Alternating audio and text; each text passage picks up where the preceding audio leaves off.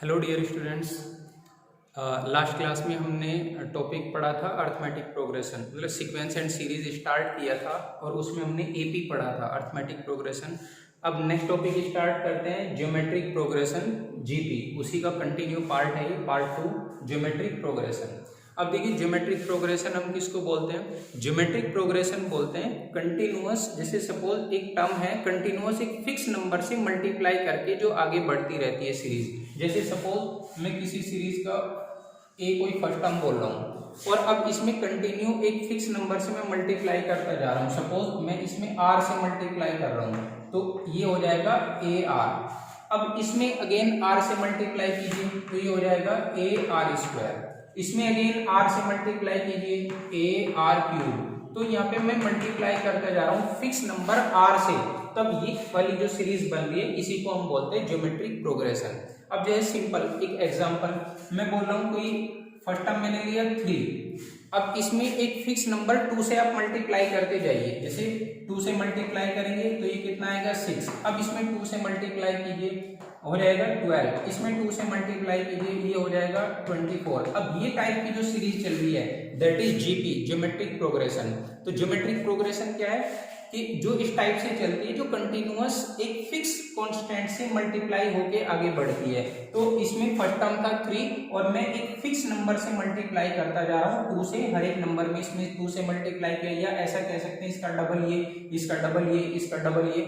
तो कंटिन्यू 2 से मल्टीप्लाई होके आगे बढ़ रही है। इस वाली सीरीज को ये हम क्या बोलते हैं? GP, geometric progression. अब जिस मतलब एक फिक्स नंबर जिससे हम मल्टीप्लाई कर रहे हैं उसको हम बोलते हैं कॉमन रेशो, कॉमन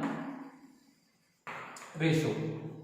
और कॉमन रेशो को आर से रिप्रेजेंट करते हैं हम। तो यहाँ पे इस वाली सीरीज में आर की वैल्यू क्या है? 2, और यहाँ पे ए से रिप्रेजेंट करते हैं फर्स्ट टर्म को। अब जैसे ये वाली सीरीज है इसमें फर्स्ट टर्म है स्मॉल ए और आर है यहाँ पे कॉमन रेशो, क्योंकि आर से हम कंटिन्यू मल्टीप्लाई करते जा रहे हैं। तो इस वाले एग्जांपल में ए हुआ 3 और आर है मेरे पास 2, common ratio is 2, first term is 3। अब सिंपल यहीं पे आते हैं वापस से, ये इस वाली जीपी का ये है फर्स्ट टर्म T1 से रिप्रेजेंट करते हैं, ये सेकंड टर्म T2 से रिप्रेजेंट करते हैं, ये थर्ड टर्म T3, ऐसे ये T4। इस टाइप से ये सीरीज चलती है। अब अगर मैं इसी के जनरल टर्म की बात करता हूं, जैसे हमने एपी में की थी, जनरल टर्म एपी का क्या होता है? एपी का जनरल टर्म था a plus n minus 1 into d. अब इसमें जनरल टर्म ये nth टर्म की अगर मैं बात करता हूं तो क्या होता है? अब ऐसे सोचिए सिंपल, जैसे T4 है तो ए आर क्यूब, 4 है तो आर की पावर 3, 3 है तो आर की पावर 2, 2 है तो आर की पावर 1, 1 है तो आर की पावर 0, और n है तो आर की पावर क्या हो जाएगी? n minus 1। अब ये सिंपल एक जनरल फॉर्मूला बन गया कि Tn इक्वल टू किसी जीपी के लिए nth टर्म क्या होता है? a r raise to the power n minus 1। किसी जीपी का जनरल टर्म क्या होता है? a r raise to the power n minus 1। जैसे अब यही वाली जीपी है, अगर सपोज मुझे इसमें फाइंड करना है कि इसका 10th टर्म क्या होगा, T10 फाइंड करना है, तो यहाँ पे T10 क्या होगा? T10 होगा a into r raise to the power 10 minus 1, मतलब 9, a r to the power 9। a क्या है यहाँ पे मेरे पास? 3, r है मेरे पास 2, 2 टू द पावर 9। इसको सिंप्लीफाई करेंगे, यही इस वाली सीरीज का 10th टर्म आ जाएगा। तो यहाँ पे फिर से मैं बोलता हूँ, देखिए एल से भी में लास्ट टर्म को एल से भी रिप्रेजेंट करते हैं a r raise to the power n minus 1। ऐसे भी हम इस फॉर्मूले को लिख सकते हैं l equal to a r raise to the power n minus 1। तब यहाँ पे देखिए एल, ए, आर और n, यहाँ पे 4 अननोन है, 4 अननोन में ये एक रिलेशन है। अब यहाँ पे कोई भी 3 देगा क्वेश्चन में और वो आपसे 4th वाला पूछेगा तो हम इजीली फाइंड आउट कर सकते हैं। अब ये तो है स्टार्टिंग से nth term Tn a r raise to the power n minus 1। जब मैं इधर से काउंट कर रहा हूँ फर्स्ट, सेकंड, थर्ड, फोर्थ, ये हुई nth टर्म। अब अगर मैं इधर से देखता हूँ तो लास्ट से nth टर्म को मैं t डैश n से रिप्रेजेंट करता हूँ, t डैश n, और इसको भी एज ए स्टैंडर्ड फॉर्मूला याद रखना है। वो क्या हो जाता है? l upon r raise to the power n minus 1। Last से nth टर्म, अगर मैं इधर से देखता हूँ ये फर्स्ट टर्म, ये सेकंड, थर्ड, फोर्थ, तो लास्ट से nth टर्म अगर मैं काउंट करता हूँ तो l upon r raise to the power n minus 1 होता है। तो 2 फॉर्मूले हो गए, एक ये, एक ये।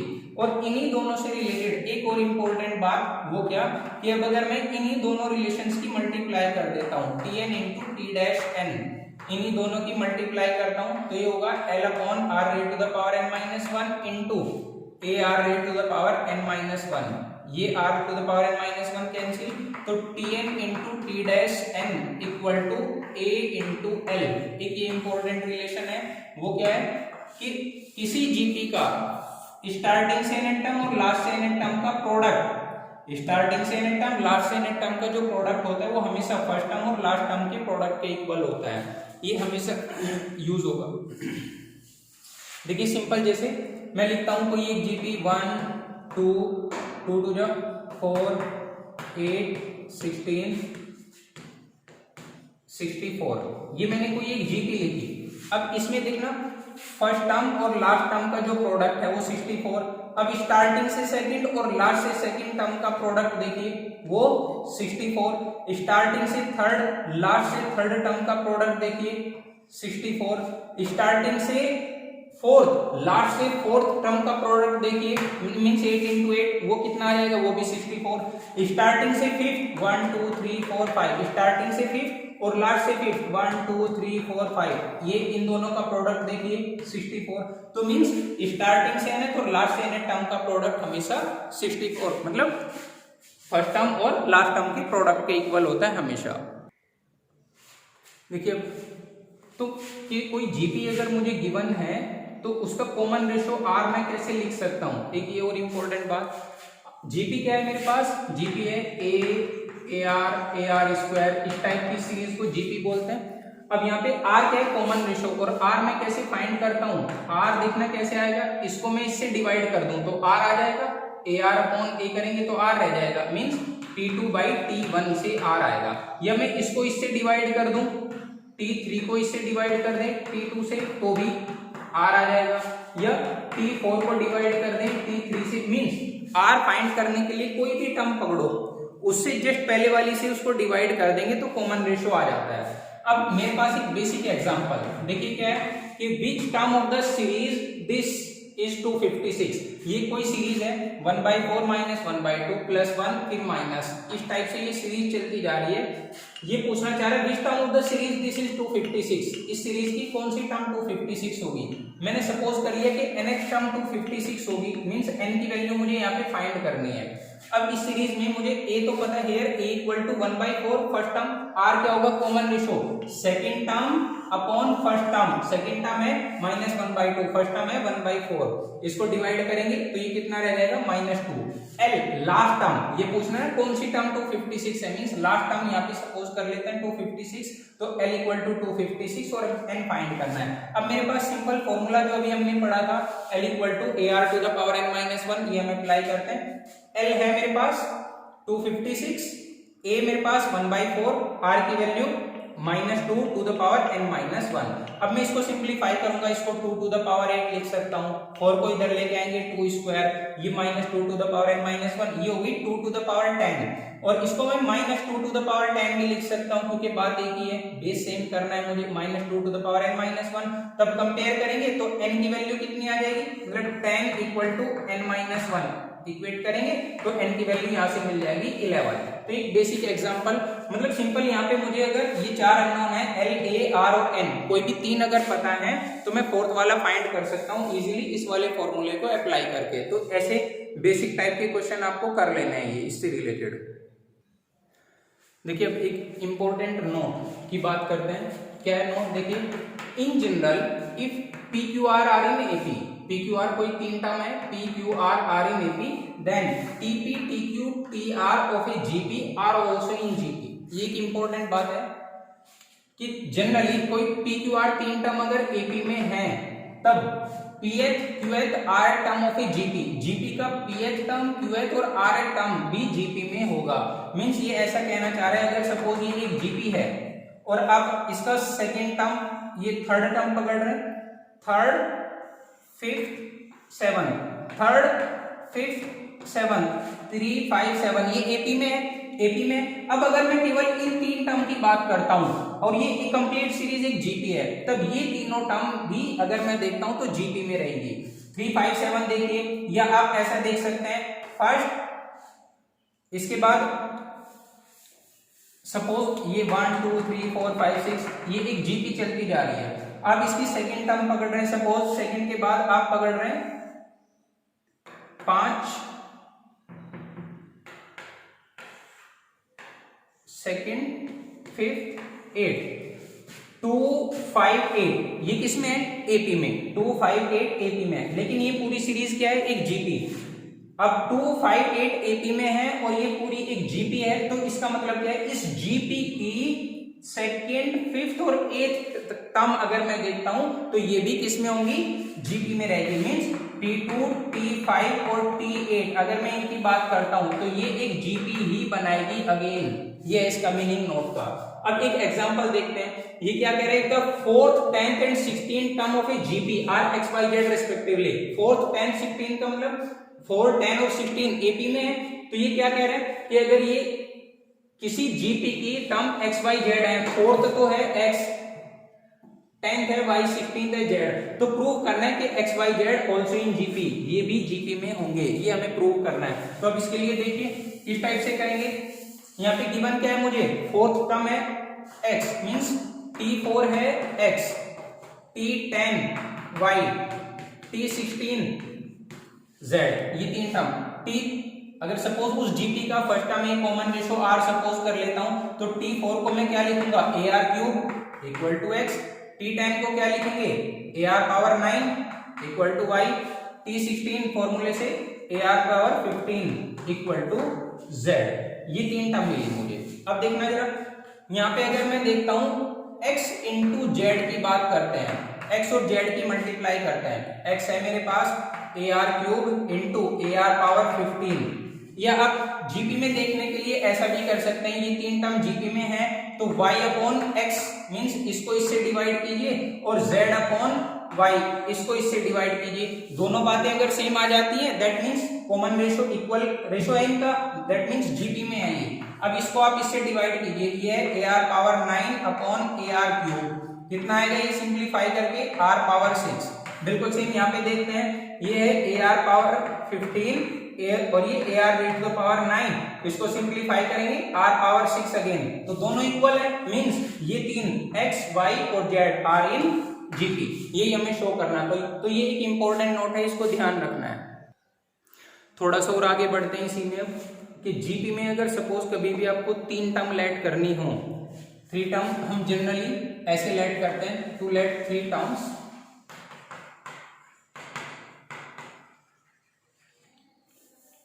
लेट करनी है तो हम ये लेट कर लेते हैं a upon r a AR। 5 terms let करनी है तो हम 3 तो ये है मेरे पास a upon r a AR, एक इससे आगे AR स्क्वायर और एक इससे पहले a अपॉन R स्क्वायर, ऐसे सपोज कर लेते हैं। 7 सपोज करनी है तो एक इसके बाद और एक इधर बढ़ा लेते हैं, तो ये है 3 5 7, इस टाइप से अगर लेट करनी है। इसके बाद अगर इवन नंबर्स में लेट करना है 4 6, इस टाइप से लेट करना है तो 4 टर्म हम ऐसे सपोज करते हैं a upon R cube a upon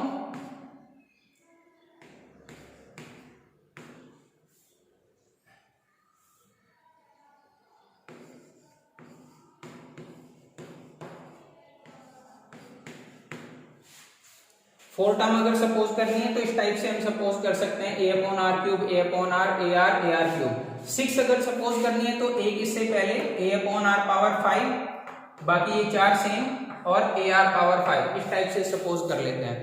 लेकिन ये सपोज कब करते हैं या क्यों करते हैं? देखिए बस कब, अगर क्वेश्चन में मुझे टर्म्स का प्रोडक्ट गिवन है तो हम ये सपोज कर लेते हैं बस कि टर्म्स 3 टर्म का प्रोडक्ट अगर गिवन है तो सपोज कर लेते हैं ये है। क्यों? उसका बेनिफिट क्या होता है कि अगर मैं मल्टीप्लाई करता हूं तो ये r cancel, a cube equal to जो भी प्रोडक्ट गिवन है यहाँ पे वो आ जाएगा, तो उससे फटाफट से a की वैल्यू आ जाती है। ये यहाँ पे 5 टर्म गिवन है तो सबकी मल्टीप्लाई, प्रोडक्ट अगर गिवन है तो ये r स्क्वायर कैंसिल, ये r cancel, a power 5 equal to जो भी प्रोडक्ट गिवन है यहाँ से a की वैल्यू आ जाएगी। मींस यहाँ पे प्रोडक्ट अगर गिवन है तो तभी हम इनको यूज करने की कोशिश करेंगे, अदरवाइज अब सिंपल 3 टर्म लेट करनी है तो ये लेट कर सकते हैं जीपी की first 3 terms a AR square, 4 करनी है तो ये 5 करनी है तो एक और बढ़ा लो, ऐसे आप बढ़ाते जा सकते हैं। तो ये टर्म आप सपोज कर सकते हैं, लेकिन ये कब सपोज करना है मेन, जब आपको प्रोडक्ट गिवन है तभी इनका बेनिफिट होता है, अदरवाइज जनरली आप ये वाली टर्म्स भी लेट करके काम चला सकते हैं। अब इससे रिलेटेड एग्जांपल देखते हैं। देखिए बेसिक एग्जांपल देखते हैं क्या कह रहे हैं। The product of 3 numbers in GP is 1000। 3 number जो जीपी में है उनका product 1000। If we add 6 to its second number and 7 to its third number, the resulting 3 numbers form an AP, find the numbers in GP. पहली बात ये क्या कह रहे हैं, product of 3 number in GP, product given है तो मैं लेट कर लेता हूँ numbers are a upon r a r. अब यहाँ पे इनका प्रोडक्ट गिवन है 1000, मल्टीप्लाई करेंगे, ये r cancel, a cube equal to ये 10 क्यूब, ए की वैल्यू 10। अब अगेन मुझे क्या कह रहा है कंडीशन में, if we add 6 to its second number, second number मतलब फर्स्ट तो ये as it is a upon r, second में हम क्या कर रहे हैं 6 ऐड कर रहे हैं, a plus 6 and 7 to its third number, third number है मेरे पास ए आर, इसमें मैं ऐड कर दे रहा हूं 7, मीन्स सेकंड में मैंने 6 ऐड किया और थर्ड में मैंने 7 ऐड किया, ये फर्स्ट एज इट इज। तब ये क्या कह रहा है, the resulting 3 numbers form an AP. अब ये 3 नंबर किसमें है, अब ये एपी में बन गए, ऐसा कह रहा है कि ये अब एपी में है। तो अब ये नंबर्स मुझे फाइंड करने, find the numbers in GP, मतलब ये तीनों नंबर फाइंड करना है। तीनों नंबर फाइंड करने का मतलब मुझे ए और आर की वैल्यूज चाहिए।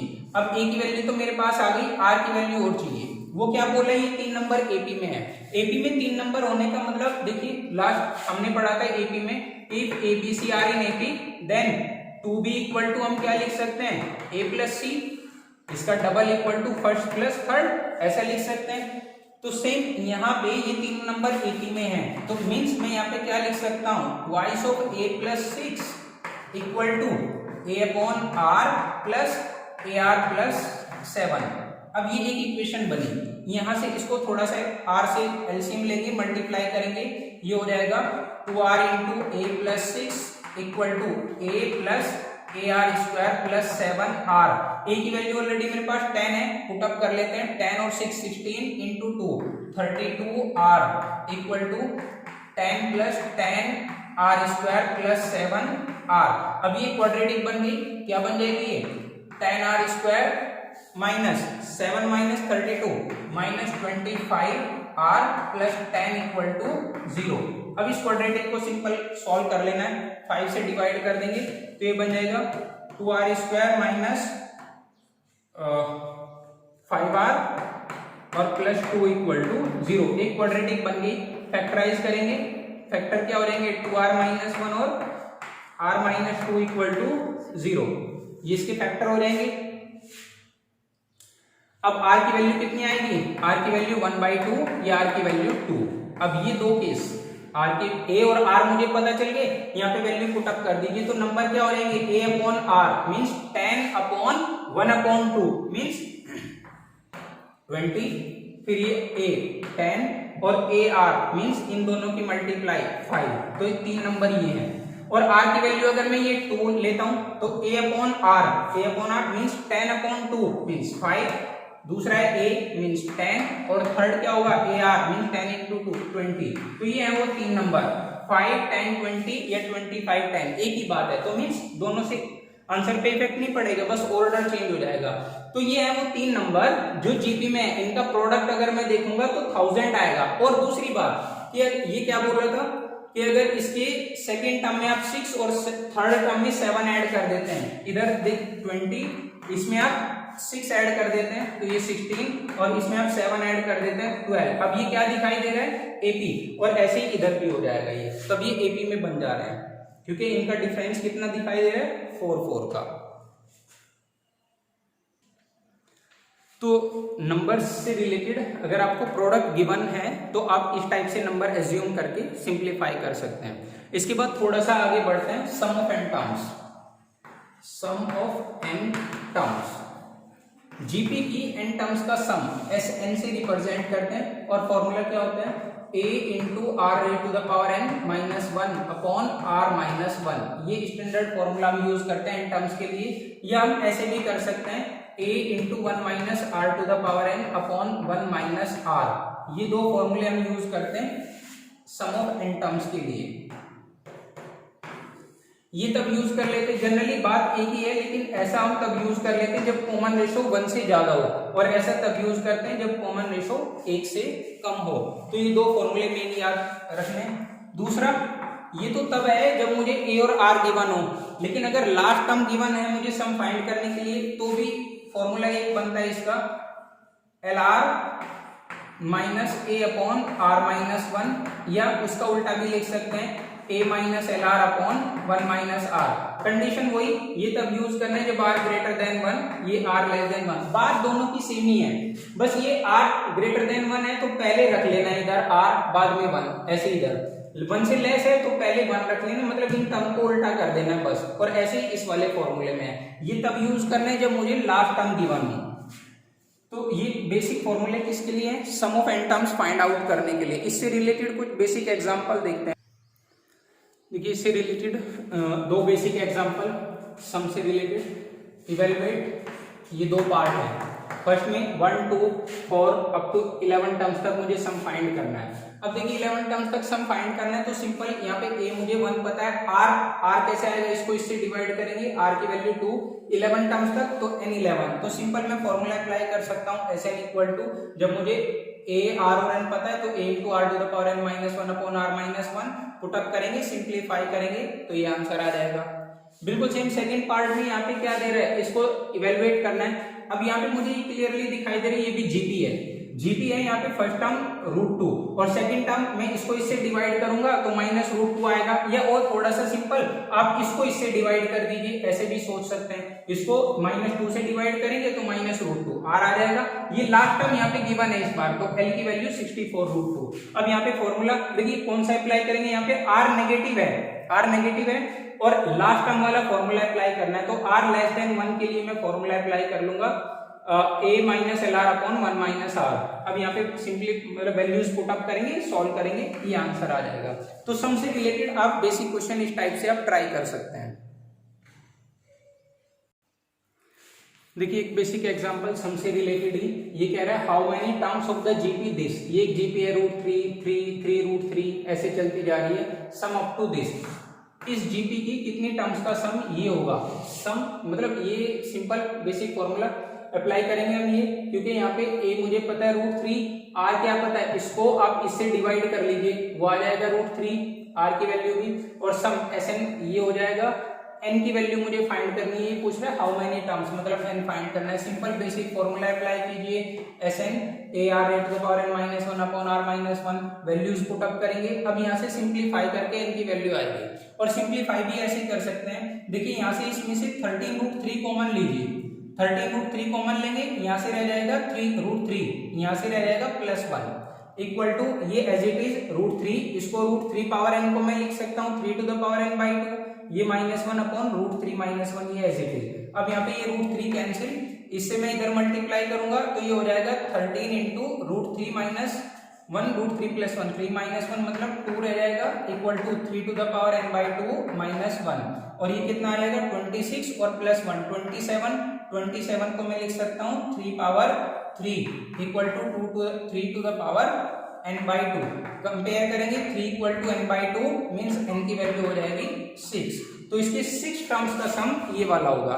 तो सम से रिलेटेड आप बेसिक क्वेश्चन इस टाइप से ट्राई कर सकते हैं।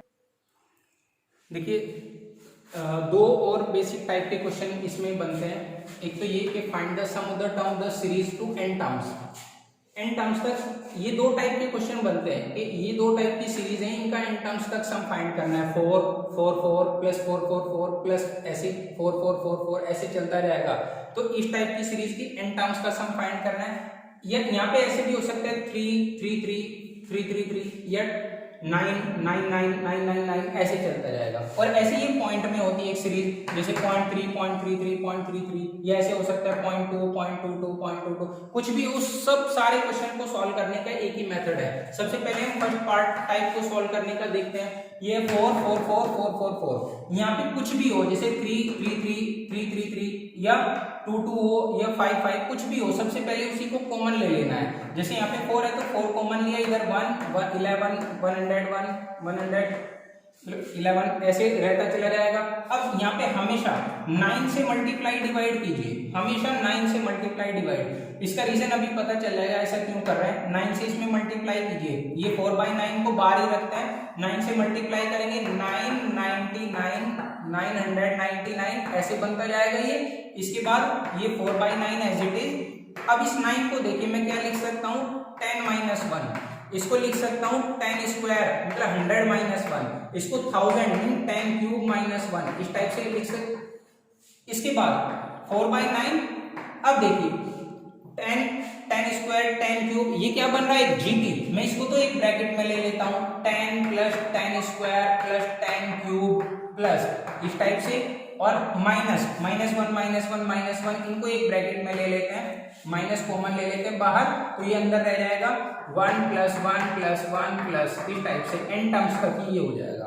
अब देखिए अब सिंपल मैं फॉर्मूला अप्लाई कर सकता हूँ इसमें, n टर्म्स का सम जीपी है, फर्स्ट टर्म 10, कॉमन रेशो भी 10 क्योंकि इसको इससे डिवाइड करेंगे, तो फॉर्मूला क्या होता है a × r⁴ n - 1 r - 1 minus, और 1 को 3 टाइम्स ऐड करेंगे 3, 4 टाइम्स ऐड करेंगे 4, 10 टाइम्स ऐड करेंगे 10, और n टाइम्स ऐड करेंगे तो n। अब ये इस टाइप की सीरीज का सम है। तो अब कुछ भी हो यहाँ पे 4, 5, 6 कुछ भी हो, हमेशा सबसे पहले उसको कॉमन ले लेना है, हमेशा 9 से मल्टीप्लाई डिवाइड करेंगे। जब 9 से मल्टीप्लाई डिवाइड करेंगे हमेशा ये इस टाइप की सीरीज बनेगी, हमेशा यही आंसर आएगा। तो अंदर वाला पार्ट हमेशा सेम रहेगा। जैसे यहाँ पे आपका 5 5 5 है, तो आंसर क्या आएगा 5/9 इंटू दिस। अगर यहाँ पे है 7 7 7 7, तो आंसर क्या आएगा 7/9 इंटू दिस। तो एज ए स्टैंडर्ड फॉर्मूला आप इसको याद रख सकते हैं। बिल्कुल सेम हम सेकंड पार्ट देखते हैं। हम देखिए सेकंड पार्ट सेम ऐसे 0.3 0.33 इस टाइप से चल रहा है, तो यहाँ से 3 कॉमन ले लीजिए, 3 कॉमन लेंगे तो 0.1 0.11 0.111 इस टाइप से रहता जाएगा, और हमेशा फिर से वही 9 से मल्टीप्लाई डिवाइड। अब ये 3/9 एज इट इज, इस 9 से मल्टीप्लाई कर लेते हैं, ये ऐसे ही चलता जाएगा। 9 से मल्टीप्लाई 0.9 ऐसे हो जाएगा। अब इस 0.9 को मैं लिख सकता हूँ 1 - 0.01, इसको 0.9 को 1 - 0.1, 0.99 को 1 - 0.01, इसको 1 - 0.001। अब फिर से ये 1 1 1, ये तो एक ब्रैकेट में ले लेता हूँ, ये -0.1 0.01 0.001, इन सब में से माइनस कॉमन लिया तो 0.1 0.01 ऐसे रह जाएगा। अब ये क्या दिखाई दे रहा है, अगेन एक जीपी, इस पूरी सीरीज का सम तो n, और ये जीपी जिसका फर्स्ट टर्म है 0.1, फॉर्मूला अप्लाई कर सकता हूँ a × 1 - r⁴n/1 - r, r यहाँ पे क्या है इस बार 0.1। तो इस टाइप की कंप्लीट टाइप की सीरीज का सम हमेशा यही रहेगा। मीन्स यहाँ पे अगर 4 4 आ रहा है तो यहाँ पे 4 चेंज कर देना बस, क्योंकि अंदर वाला पार्ट जब भी 4 है 4 कॉमन लेंगे तो यहाँ 1 1 1, अंदर पार्ट हमेशा सेम रहेगा। तो आप 4 अगर यहाँ पे लिख रहे हैं तो 4/9 इंटू दिस, 5 लिख रहे हैं 5/9 इंटू दिस, यही आंसर आएगा, हमेशा सेम इसी फॉर्मेट में रहेगा। तो आप इसको एज ए स्टैंडर्ड फॉर्मूला याद रख सकते हैं। तो हमारी